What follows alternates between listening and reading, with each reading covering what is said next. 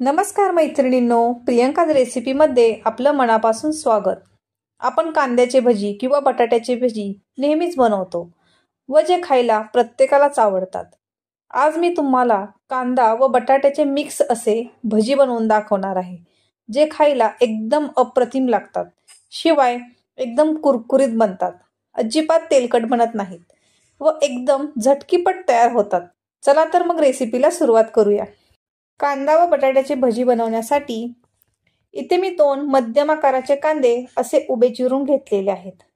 तसेच इथे भरपूर बारीक चिरलेली कोथिंबीर घेतलेली आहे व 2 बटाटे असे साल काढून खिसून पाण्यामध्ये ठेवलेले आहेत, जेणेकरून ते लाल पडू नयेत।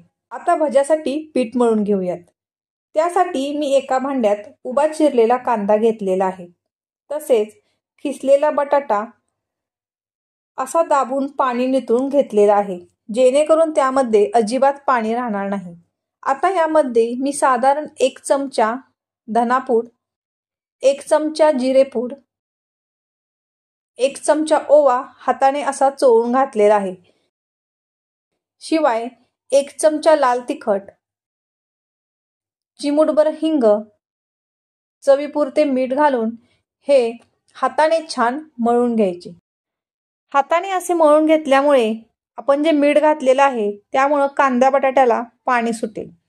आता हे छान मिक्स करून झालेले आहे। आता यामध्ये मी 2 चमचे तांदळाचे पीठ घातलेले आहे, तसेच अर्धी वाटी डाळीचे पीठ येथे घातलेले आहे व भरपूर सारी कोथिंबीर घालून हे पीठ मळून घेऊया। हे पीठ असं दाबून दाबून मळून घ्यायचं, म्हणजे ते व्यवस्थित मळलं जाईल।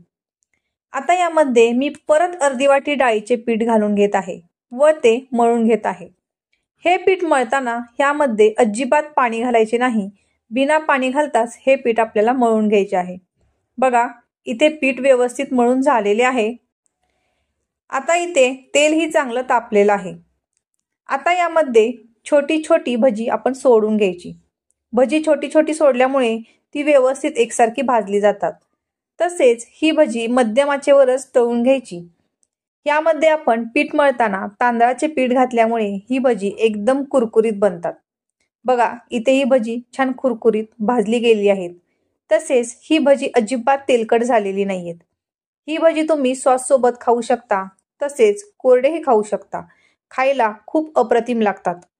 तुम्हाला आजची माझी कांदा बटाट्याची मिक्स भजीची रेसिपी कशी वाटली हे मला कमेंट करून सांगा व तुम्हाला माझ्या रेसिपी आवडत असतील तर माझ्या प्रियंकाज रेसिपी ह्या चॅनलला लाईक, शेअर आणि सबस्क्राईब करायला विसरू नका। धन्यवाद।